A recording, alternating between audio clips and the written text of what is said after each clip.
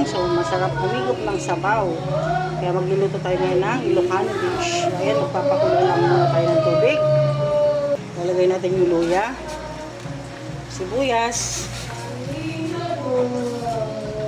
Maglalagay din tayo ng kamatis.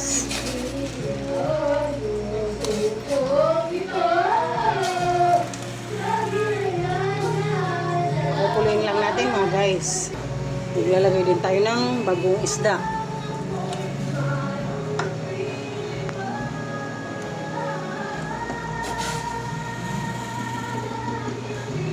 Kukuloyin lang natin hanggang sa maluto yung kamatis. Ayan guys, dahil kukuloyin na yung ating sabaw. At ito na rin yung kamatis. So, unahin natin lalagay yung sitaw.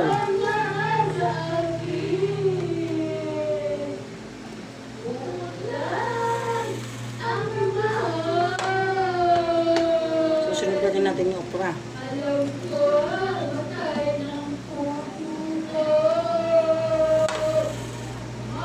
Lalagay din tayo ng chicken or pork cubes. So ayan, napakabango po talaga. Sabaw pa lang, mabango na. Ulam na.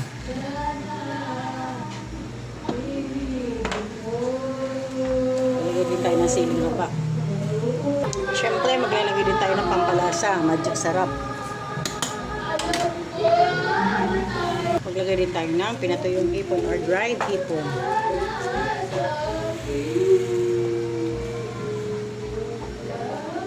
Guys, napakabango ng ating nilulutong ulam.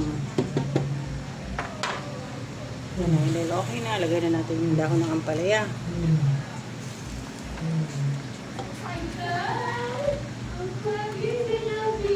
Susunod natin yung dahon ng malunggay. Lagay tayo ng mga dahon-dahon.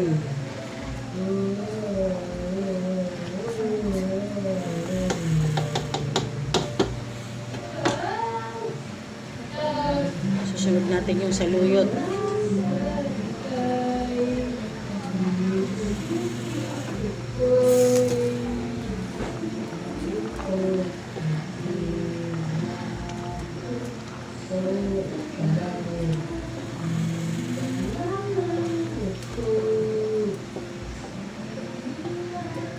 Ayan, napakasarap po talaga guys ng mga lutong Ilocano. Sabaw pa lang, ulam na.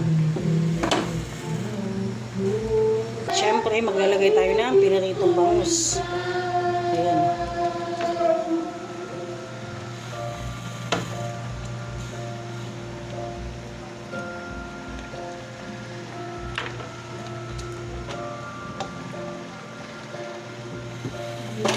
Tikman muna natin mga guys.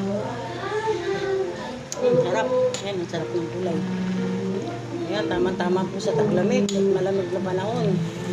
Yung ating gulay, masarap humigop ng sabaw. Guys, mamaya-maya isa-serve na natin at okay na yung ating gulay. Nakantayin lang natin yung dumating yung ating mga anak at nagtitinda pa doon sa palengke.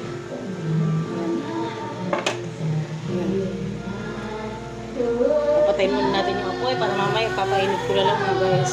Salamat sa panonood and God bless. Ingat po tayo lahat.